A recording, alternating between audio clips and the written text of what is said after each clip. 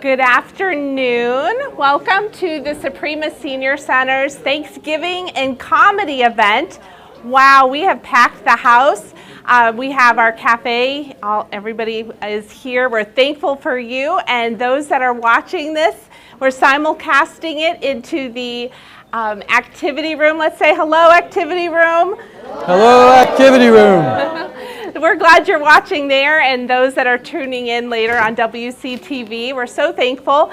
I'm excited that you are part of this.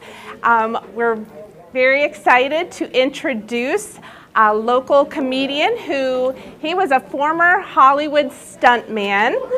He's an author, and most importantly to us, he is a member of the Soprema Senior Center. Recently, we're so glad you're part of our Senior Center. Let's welcome Jay Bach. Welcome, Jay. Hello, hello, hello. Everybody hear me okay? Yeah. All right, because I can adjust this. Hold on a minute. No. This is amazing. I'm a techno idiot, so if anything goes wrong, technology, blame Bruce. It's not me. So really, it's great to be here. I don't usually do impressions, but hello, Pilgrim.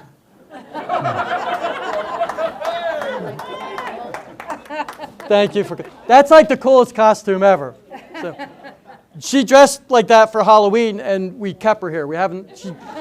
She's been in a closet back there, and we're not letting her out. So, but we'll let you out for Christmas. So again, thank you for coming. My name is Jay Bach. I was asked to come and do the Thanksgiving show, and I'm thrilled to be asked. Hold on a minute. Let me make sure I don't run long. I have to start my timer because I've got 20 minutes of knock-knock jokes, and then I'm out of here. So, no, when they said, Jay, we want you to come do a show. Here, just right on over here is good. And, no, we're good, but it does look good. So they said, Jay, keep it clean. It's got to be, and I'm like, all right. Well, I know. There's always something that's going to bummer. So I was surprised when I first got here. I got here a little bit earlier than some of you people. And two little old ladies came up to me.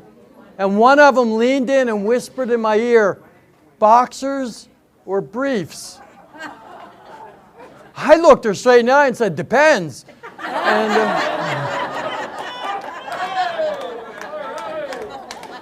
thank you. That's my time. I'll be leaving now. I'm leaving on the laugh. Well, thank you. I got it. It's good already. This is nice. But I primarily do shows at senior centers and churches now, so the set will be pretty clean. There might be some adult humor, but we'll see how it goes. But yeah, we've only got 2 hours to do the show, and no, just kidding. It's not 2 hours. What I am surprised about. Did you see the flyer out there for the bus trip? I think it's a bus trip to the casino. Is that right? Yeah, we already did it. There's a lot of gambling that goes on around here. Yeah. I mean, you had bingo in here before. Now, I've had a lot of comics open for me, and I've opened for a lot of big-name comics, but I've never opened for bingo before. But I was in here one day. It's a true story. One of the first days I came here, and I went through and I got a coffee, and I'm sitting at a table, and I forget who the gentleman was, but he sat down next to me, and we're kind of chit-chatting back and forth. And then somebody came around and offered us a deck of cards. And they were going around to every table, like offering cards and stuff. And he's like, do you play cards? And I'm like, no. He goes, all right, I got to go. So the guy blew me off to go play cards because I wasn't a card player. So I'm walking by a table, and this is where I'm really surprised. There's some people, I don't know what they were playing. I think it was some form of poker, because I hear this one lady say, I'll raise you 2 blood pressure pills. And the lady goes, I'll see your blood pressure and raise you cholesterol. So, and I'm like, this is my kind of place. I like this place. So I'll tell you a little about myself. I'm Irish, and my wife is Mexican. So you think my kids drink? And you can tell. I've got a son and a daughter. You can tell my daughter is a perfect mix of Irish and Mexican. She's got jet black hair and olive skin and bloodshot eyes. So she's my pride and joy. She has me wrapped around her finger. Any dads in here with daughters? Yeah, yeah. Aren't you putty in their hands? I mean, if she called now, I'd have to answer the phone and go bail her out of jail, okay? That's how dedicated I am. But when she was little, she was probably like first grade or something, and she's sitting at the breakfast table, and some of her friends came over to sit with her and wait for the school bus. And their friends started bragging about being double jointed. And my daughter goes, so? My dad has a double chin. So, it's like, that's my... And then she's cute because my wife took her to the bank one time. And my wife fills out the paperwork and does her transaction, and the teller gives her some money. So my daughter filled out a slip and gave it to the lady, and the teller gives her a lollipop. So she took it and said, thank you. She's riding home, and she says to my wife, I know why she didn't give me money, because I can't write cursive. In her mind, if she wrote cursive, she would. Well, it turns out that week, that very same week, she's in school, and the teacher tells the class, we are going to learn to write cursive. And my daughter raises her hand. She goes, my mom can write cursive, and my dad, sometimes he talks cursive. So I'm like, that's my little girl. So, oh my gosh. But she not recently, but she made me a grandfather. Greatest thing in my life. Any grandparents? Yeah? If there was a way to be a grandparent without being a parent, I'd be all for that. Yeah. It just seems like it gets easier. But when they were getting ready to have the baby, they said, Dad, we want some advice. And I tried to give them advice for years, and they didn't want it. So I'm like standing in my, frozen in my feet, going, okay, what do you want to know? They said, we want your advice on a name for the baby. So I said, pick a name you like and go with it. She goes, no, we want to honor everybody's heritage. And I'm like, look, your mother's Hispanic. They have like 27 names. You don't want to do that to the kid. By the time they write their name at the top of the paper, time will be up, they'll fail the test. So they said, Dad, come on, be serious. What do you suggest? And I thought about it for a minute. I said, I raised 2 kids. How about cha-ching? Thank you for getting that, because I told that joke at a senior facility up in Medina, and there was a lady in the front row, like right where you guys are, and she goes, I don't get it. And the guy she's with goes, the dad's Asian.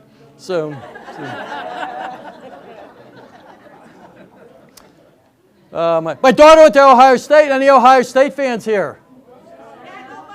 OH! Now, come on, we can do better than that. OH! That's what I'm talking about. So, actually, at my house, that cheer's a little different. It's IOOH. I'm still writing checks for them. So, now I want to tell you this funny story. Whiskey sour.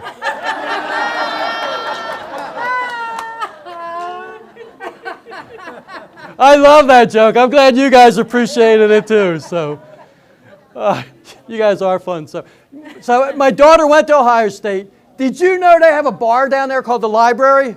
Yeah. Yeah, I didn't know until her junior year. I get this phone call. I'm like, Miha, you sound tired. Oh, Daddy, I've been up late every night this week at the library. So, she graduated magna cum pour me another. I didn't even know what that was. So I decided, because that's a brilliant idea, a bar called the Library.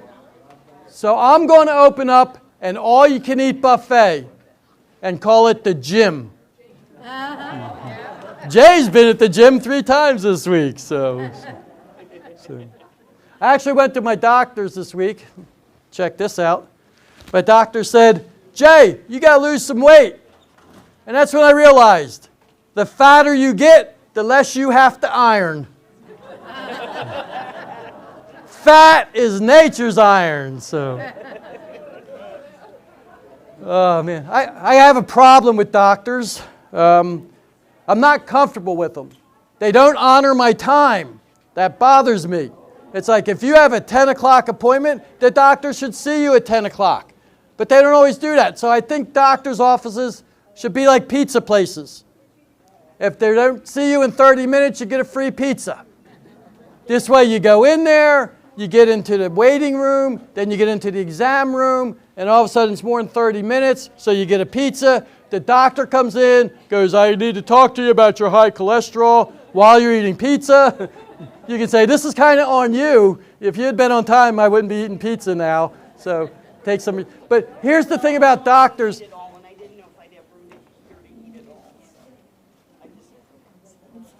Oh, that's okay. Just. And by the way, if your cell phone rings, I'm answering it, okay? So, and we don't know where that's going to go. So, but here's the thing I don't like about doctors. I was in a hospital a couple of years ago, and my wife was with me. Now, you have to picture my wife. She's all 5 foot nothing, 110 pounds wet. And when she gets fired up, she's a cross between the Tasmanian devil and Speedy Gonzales, right? So the doctor says to me, he goes, do you have a safe at home? And I said, no.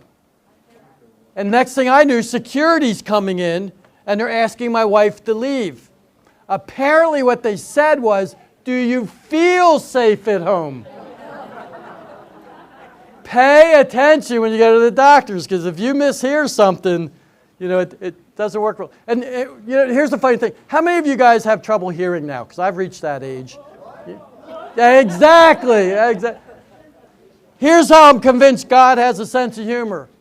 About the time you lose your sense of hearing, you also lose the ability to fart silently. So my people. So my doctor did say to me, she goes, she's really attractive and she's younger, and she goes, look, I don't want to be sensitive, I want to be delicate. She goes, how are things in the romance department? And I'm a little defensive, right? So I'm like, why? What do you heard? And she goes, no, look, sometimes when guys get to be your age, things don't work the way they used to. So I'm like, okay. She goes, how would you describe your love life? So I sat and I thought for a minute, and I said, I guess I'm kind of like an old lawnmower, because I don't start on the first pull. And you're probably going to smell gas.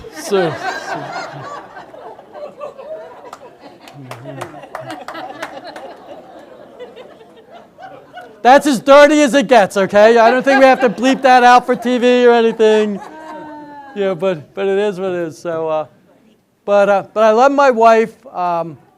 We've been happily married for 10 years. Got married in 1983. Mensa! We have the Mensa group here. This is great. So, no, we met. I actually am a former stuntman. I've been beat up by Chuck Norris. Yeah, who wants me now, right? So I'm working on a film. Actually, it was a TV series I was working on, and she was a production assistant. And I said to one of my stunt buddies, I said, man, she looks really cute. I'm going to ask her out. So he's like, dude, go for it. So I said, okay. So I ask her out, and she invites me over for a home-cooked meal.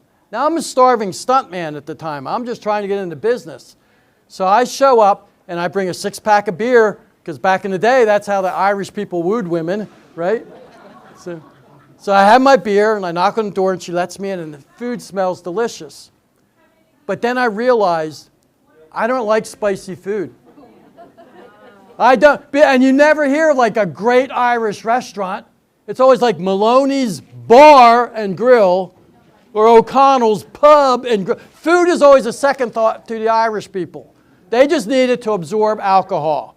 Okay, that's how they evaluate meals. How much alcohol can it absorb? Enough, I'll eat it.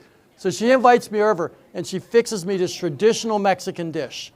And I take a bite of it. It is the hottest thing I've ever put in my mouth. There is smoke coming out of my ears, steam coming out of my butt, flames coming out of my nose and mouth. So I'm taking a bite of food, and I took a sip of beer. And I take another bite of food. I take another sip of beer. And I take another bite of food, another sip of beer. This happens the whole evening. That's all I'm doing is drinking beer and eating food. So the next day, my buddy goes, Jay, how'd it work on your date?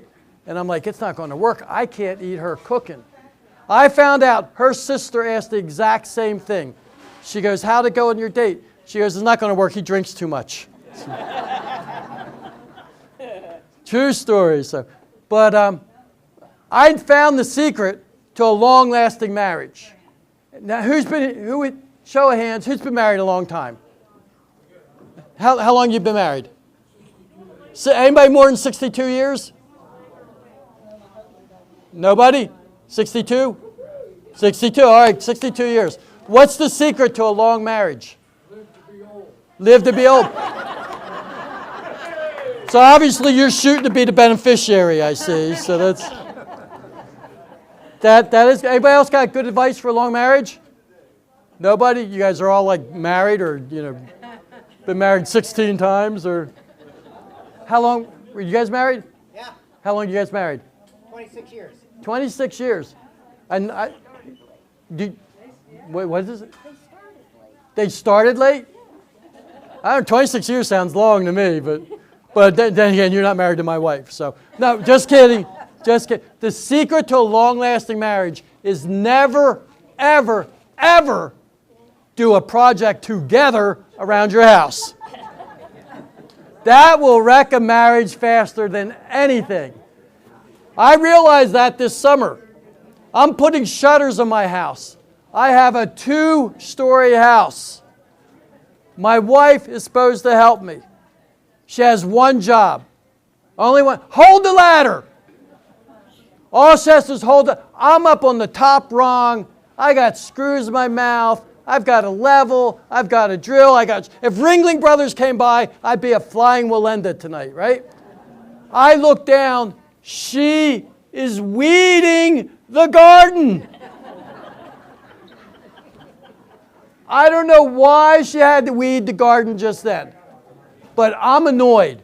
I'm a little upset. I looked down and said, "What are you doing?" And she looks up and says, "Accidents pay double."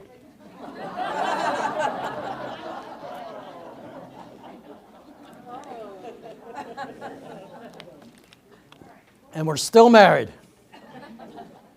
Oh my gosh. But yeah, she's the love of my life, and she takes good care of me. I mentioned she'd taken me to the hospital a couple of years ago. Here's what I don't like about hospitals. How many times do you have to tell them what's wrong with you? You go in, you talk to the lady behind the bulletproof glass, and it's like, "What are you here for?" "I have a problem with my elbow." "Okay, the doctor will be right with you." So you sit down. Finally, you get in, and you're in the first little curtained-off waiting area. Somebody comes in, they've got a computer, maybe a little handheld tablet. What are you here for? What's the problem?" "I got a problem with my elbow." "Okay." And they walk out. A couple of minutes later, somebody new comes in. What do they ask? "What's wrong with you?" And you're like, "Are you not sharing information?" I said, "I'm here for my elbow." They write it down, punch it in, leave. A couple of minutes later, somebody else comes in. And what are they asking? "What are you here for?" So now I start messing with them. I'm like, "It's my knee." Just to see if they're looking at the chart. I'm here for my... So this goes on like 3 or 4 more times. Finally, some guy comes in. He kind of pulls the curtain back and he goes, "What are you here for?" And I said, "My elbow, my knee, your choice." So we're talking a little bit, and finally he goes, I got to go clean up a mess in the waiting room." It was the maintenance guy. So you have to tell everybody that. And I could not wait to be an adult. Because when I was a kid in school, I hated the fact that Monday I had math, and Tuesday I had history, and Wednesday I had science. I wanted to make my own schedule. I was tired of telling people where I had to go. They were like, "Yeah, okay, you got math now. Oh yeah, I go to science on Wednesday." So I said, when I'm an adult, I'm writing my own schedule. I'm doing what I want when I want. And now, finally, I'm a senior.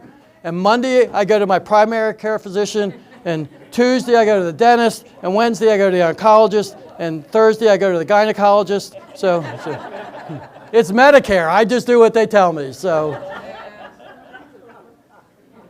oh, it's crazy. So, anybody here ever gotten bad advice from anybody?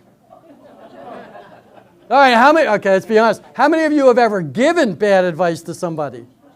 One lady. What, do you remember what advice you gave? Don't get married. Okay. Okay, depending on the circumstances.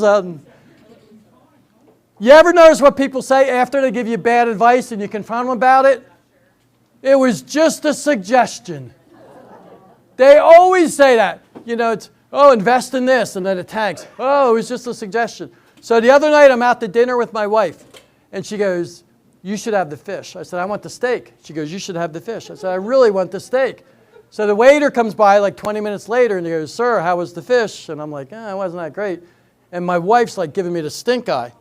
She goes, well, it was just a suggestion. But then I've realized a lot of people say that.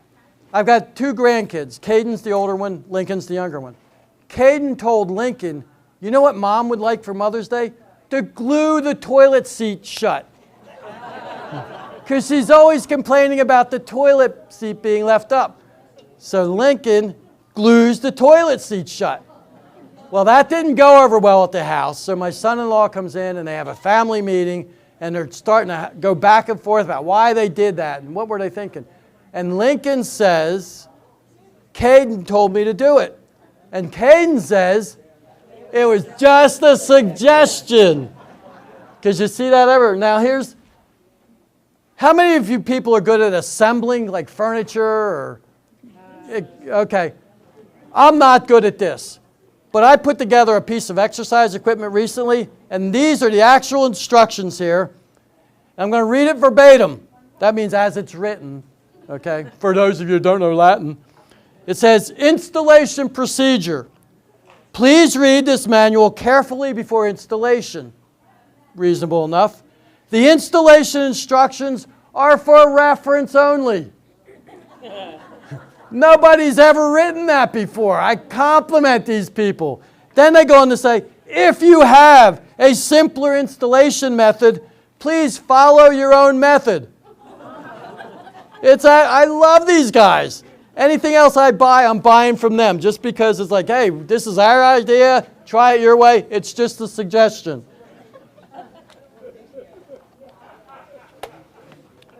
So a lot of my shows, I sell these buttons. They say it was just a suggestion. And they're great to put on your purse or your backpack or your jacket. I keep mine on my headboard. So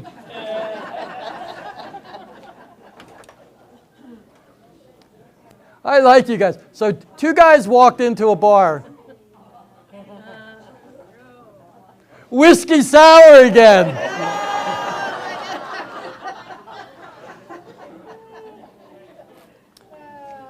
I do want to do a quick commercial for you guys. We've got something coming up here, and it'll be the first one of its kind that I'm aware of.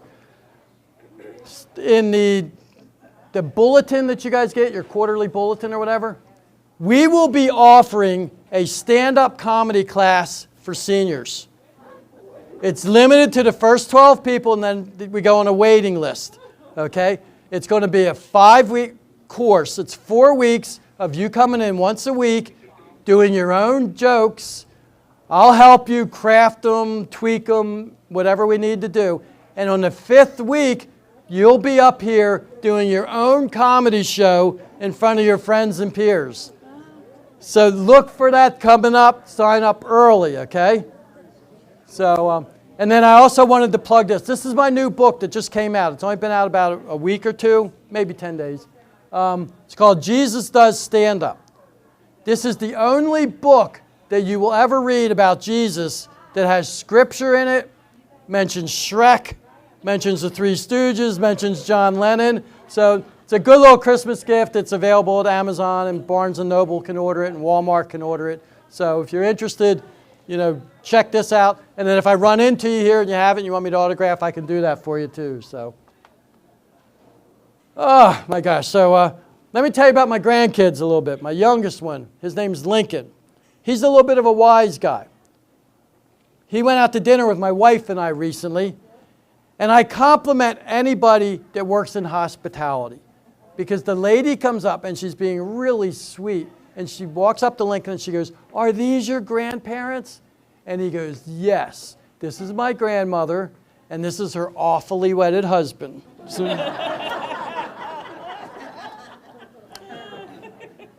So he's out of the will. So I had the opportunity to coach his T-ball team. I don't know if you guys are familiar with T-ball, but that's for like real little kids, like, I don't know, 5, 6 years old or something. They have the tee. Here's the best thing about T-ball. They put the ball on the tee, you hit it, and then apparently everybody on the team runs to that ball. No matter where, except little Billy. Little Billy's in the outfield going, up an airplane. So, but here's the part I like best about it. They have on these batting helmets, because they're not being pitched at, but they're wearing these big old batting helmets that are all too big for the kids, right? So they're running down first, and the helmet turns on their head, and they're looking through the ear hole as they're trying to get the first, right? So I'm coaching first base, and let's say little Billy's on first base. So he's listening to me, he's paying attention, and all of a sudden, a foul ball comes from another field. Billy doesn't see it coming. It hits him right in the back. Billy stands, hits him, he falls to the ground. He's grabbing his back. He's holding back the tears as much as he can, but it hurt him. You can tell it really hurt him. So I'm like, Billy, you okay? And he's just like, oh, my back hurts. I said, do you want to go sit in the bleachers with your parents? He goes, yeah. So he goes and he sits in the bleachers. So the rest of the game, we kept coming back. Billy, we're up to bat. Do you want to go bat? I don't want to go bat. So a little while there, Billy, we're out in the field. You want to go play the field? No, I don't want to go in the outfield. So I get a call after the game. It's Billy's dad. Coach, Billy wants to quit T-ball. I'm like, why? He goes, Billy thinks you punched him.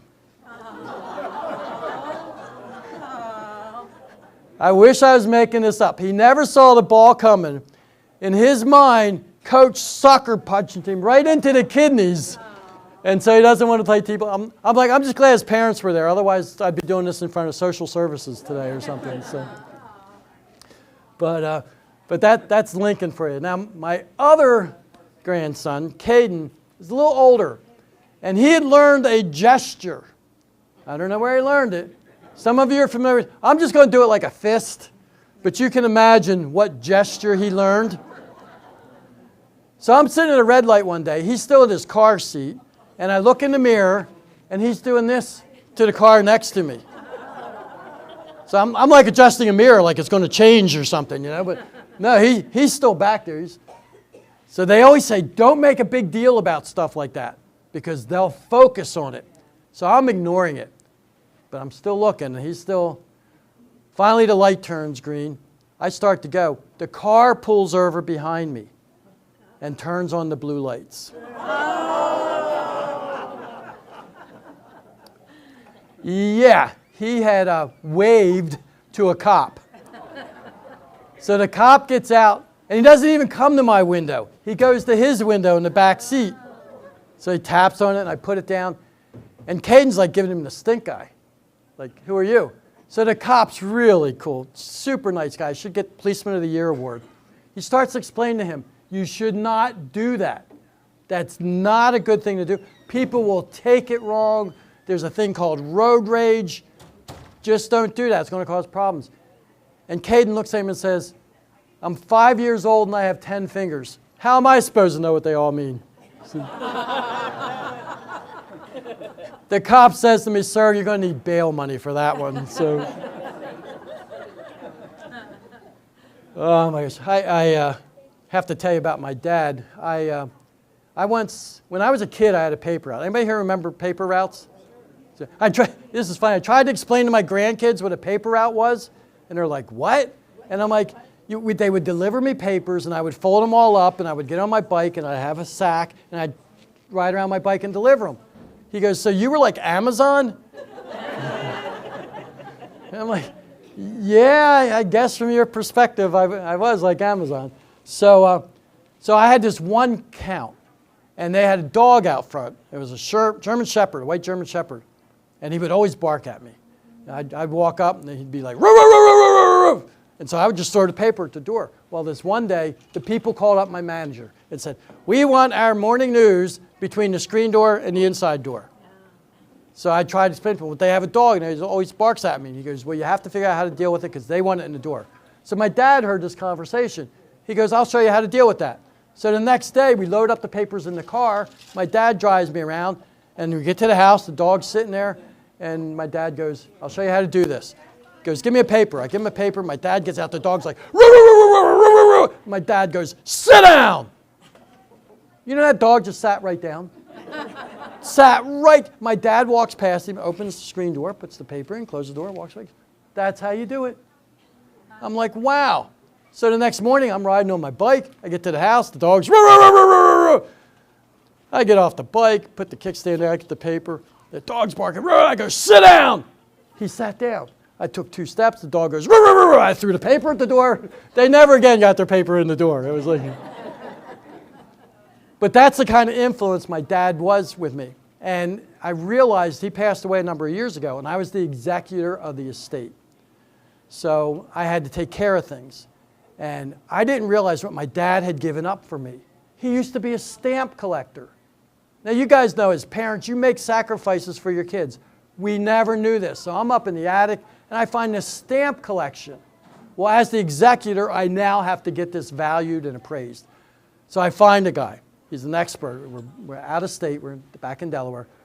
And I take it to this guy, and he goes, wow, I have not seen a collection like this in years. And I'm like, look, I don't want to be crass or anything, but what do you think it's worth? And the guy just kept shaking his head. He goes, man, it's hard to put a number on this. He goes, I just haven't seen this in forever. So I said, look, just give me your best guesstimate. That's all I need. He goes, all right, I'll tell you what. He goes, I can tell you this. If it were 1973 and you had 3 more books, you could have gotten a blender. So.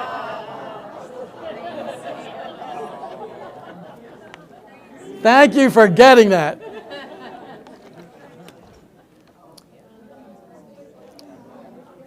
He was great. So that, and so 2 ladies are crossing the street, and they whiskey sour. So, I can only imagine what they're doing over there. So. Somebody's going to punch me in the nose after this. I go, yeah, wise guy, boom. So when my dad retired, I kept wanting him to join a facility like this or find a senior center. Do something. You got to get out. Because I didn't want him sitting home all day watching Judge Judy. You know? Get out and do something. So I get a call one day. He goes, I found a senior center. I'm like, really? He goes, yeah. So I said, well, what's it called? He goes, McDonald's. He would go to McDonald's every day. He loved it. His friends were there. They drink coffee. One guy played the harmonica. They played cards and stuff. He thought it was great. So this one day, my sister needs to borrow my dad's car. And my dad says, okay, fine. But he missed his McDonald's coffee. So he goes, you know what? I'm just going to ride a bike up to McDonald's. Now, he had not ridden a bike in years. So he goes out and he looks in the garage. And the only bike in there was one of my younger brother's bikes. It was one of those multi-speed racing bikes with the thin... let me sidetrack a minute. He got that bike because it had Marlboro written all over it. It used to be you could send in coupons from cigarette packs and get gifts. This was a gift he got for smoking, which I never understood how Marlboro sat in a boardroom and said, well, we got these coupons. What can we offer to our loyal smokers? And somebody goes, let's give them a bicycle. You know, because that's just what it's, how about an iron lung, okay? You know, because this is something like, because you never see anybody at the Tour de France, right? And the last guy comes in, everybody else is like pouring water, and the last guy's like, as he's pedaling in. So anyway, I thought that was weird. But here's the thing. My dad wanted to be a jockey when he grew up. So he was all of 5 foot nothing. And so he rolls the bike out, and he can't get on it. It's too high. So he starts thinking, well, how am I going to get to McDonald's? So he rolls the bike up to the front step and gets on the step. I'm not going to do it here, but he climbs up on the step, throws his leg over it, and he's like wobbling down the driveway. But then he starts pedaling. And he's like, oh, I got it. He has his bike. So he's like, oh, if I get to McDonald's, I'm good to go. I get my coffee. I see my friends. So he rides the bike all the way to McDonald's, okay? And he's riding and riding. And then all of a sudden, he gets to McDonald's, and this is where you guys come into play. I'm going to go, hey, and when I go, hey, you go, hey, Jimmy, okay, because that was my dad's name. So he's riding up to McDonald's. Hey! Hey, Jimmy! Hey! Hey, Jimmy! Okay, this bit will not last long. Hey! Hey! I know, you're getting tired. I can hear it. I am too. That's when his friends realized he can't get off the bike. He's fine as long as he's moving. He has to stay in perpetual movement. He can't get off. So his friends decide, well, we're going to go help him. Now you have to picture this. Here's a bunch of like 80-year-old World War II vets getting together at McDonald's to go save a fellow in arms. So they're like, what do? They lock arms. Like little kids on the playground. What was that, a Red Rover or something? So they're lining up. So as he comes around, they can kind of stop him, right? Now in the meantime, I'm just picturing some guy in the drive-thru, some accountant going, boss, I'm going to be late. There's a bunch of 80-year-olds picketing something here, and I'm not driving through that line. So he comes riding up, and they catch him, and they help him get off, and everything's good. They go in there, they play cards, they have a good time. So now it's time to go home. So my dad says, I'm going to get a coffee to go, because I love their coffee. But then he realizes, I can't ride one-handed. I mean, I did good to get here with two. But then he sees one of those hinge brackets on the back that used to be on bikes. So he puts his coffee in there, shakes it, and seems to be standing up. That's good. So one of his friends helps him on a bike, like a jockey on a horse, gives him a leg up, and they give him a push. And he's like, okay, this is great. He's riding home. He's got his coffee. And then he gets to the house and realizes his friends aren't there. He has to get off this bike. And he doesn't want his coffee to spill. That's the most important thing to him. So he rides up, and he's like, okay, I got one shot to hit that front step, because from there I can still hold the bike if I do this right. So he's riding up, and he hops off. Boom! The bike's shaking, his knees are shaking. All of a sudden, he gets balance, and he looks, and the bike's upright. Life is good. He steps off the step, puts the kickstand down, opens up the bracket, grabs his coffee, and the cup is empty. Apparently, he had pushed it too far down, and the tire had worn a hole into the bottom of his coffee cup. So my sister was never able to borrow his car again. He said, you can take the bike, but you're not taking the car. So, but he was a huge influence on me. And to this day, I miss him. He was great. But let me change gears here a little bit. Anybody got stupid relatives? Yeah. We got people writing lists in the back. I found out I'm the idiot in my family. And I found this out when I was a little kid. I once took one of my mother's bobby pins and plugged it into an outlet. Blew me across the room. I'm laying there. My dad walks in, sees me there. There's cartoon birds flying around my head. My dad says, I'll be back. I have to go get a fuse. So he left. He came home 3 hours later in a brand new car. We had never had a brand new car. Never. Nobody in our neighborhood ever had a brand new car. This was a big deal. So he's sitting behind the wheel in the driveway. My mom comes out, stands on the front step, goes, Jim, how can we afford this?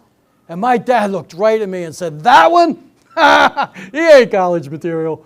A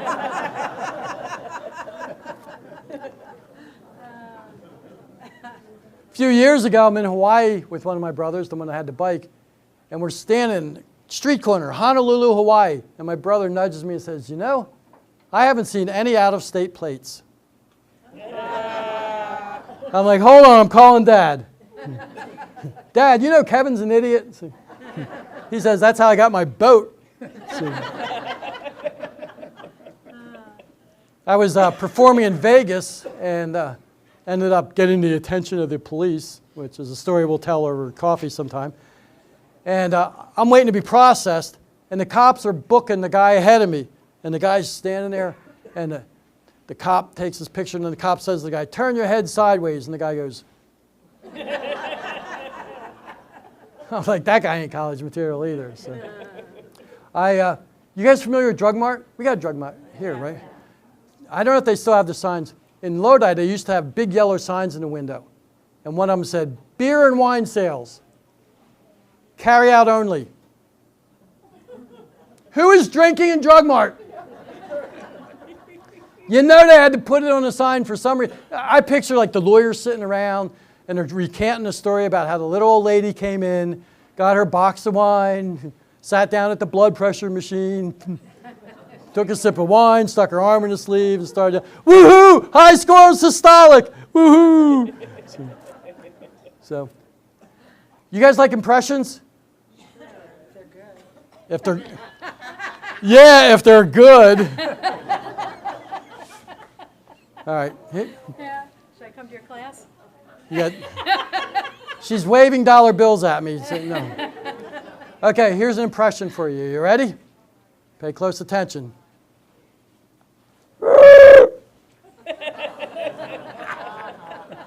Yeah, stupid. Huh? What was it? Elephant. Elephant. Very good. I did a show once and a lady goes, it's a horse. And I gave her a button for it was just a suggestion. So yeah, you guys thought I was going to do like a celebrity or something. Yeah. Okay, I got a celebrity for you. You ready?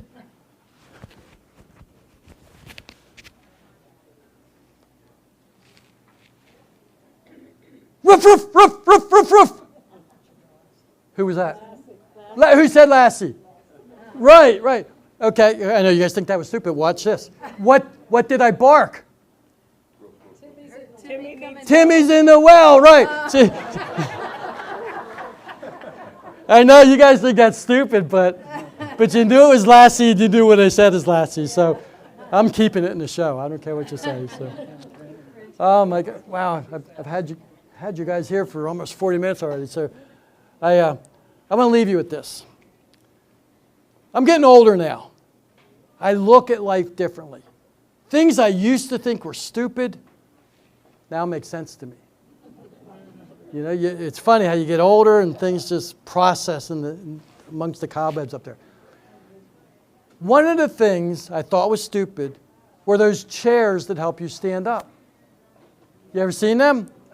You know, you hit the power, they just help you. I'm like, that's not a bad idea. Now this is what I'm thinking. You get one of those chairs, you amp up the power, turn it towards the kitchen, you can launch yourself right to the refrigerator. Put one in the kitchen, you can launch yourself right back and go back to watching People's Court. So life is, so I used to think the other thing that catches my attention on TV is, have you seen that commercial for the lady who goes, I've fallen and I can't get up? Yep. I mean, I look at that now and I'm thinking, she's pretty hot.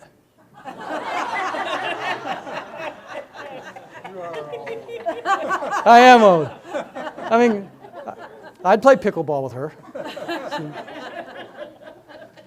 I had to work in one pickleball joke. I just didn't figure out where I could go with that. So guys, my name's Jay Bach. Look for those classes because I'd love to have you guys come out. Like I said, it's probably going to be limited to the first dozen or so. All we ask is that you commit 1 day a week for the 5 weeks. And like I said, you just show up and say, okay, I got this idea for a routine, and we'll all work together on it, and we'll have a big show for all the family and friends and everybody. And so I think, we're a couple minutes after 1, so I can do a question and answer real quick if anybody has that. If not, we can just say thanks and go get more dessert. What did you start on? Pretty much, the question was what shows or movies did I start on? Pretty much any action show between the mid-'70s and the mid-'80s. I was in Octagon with Chuck Norris. I was in Escape from New York. I did, what's that? Chuck Norris wear a wig? No, not then. He still had his hair. So he. You ever meet Lee Majors? No. But most of the people I met were pretty good guys. Who's the guy that was on the A-Team? Mr. T? No. George Papard? George Papard. George Papard was the nicest guy in Hollywood because I did a movie with him called Battle Beyond the Stars, and I was getting blown up right next to him. All these sparks coming out of my chest, and I had to fall down by a fire. And he actually stopped and said, which way are you falling? Because there's all this fog and smoke. He goes, because I don't want to step on you. Which I thought, that's a cool thing. You know, that's a guy that goes out of his way to kind of meet people. Yeah. What did you think? Did you see the movie Fall Guy? And if you did, what did you think of it? I haven't seen it. Okay. What did you think of it? Oh, it was interesting because he was a stuntman. Right. And that showed them actually doing stunts and what they go through, and it was like Well, here, amazing. tell you a quick little behind the scenes of stunts. When I was getting into the business, we would do high falls, but we would do it into an airbag. And some of the old timers would walk by and just kind of shake their head and go, we used to fall into cardboard boxes. Yeah.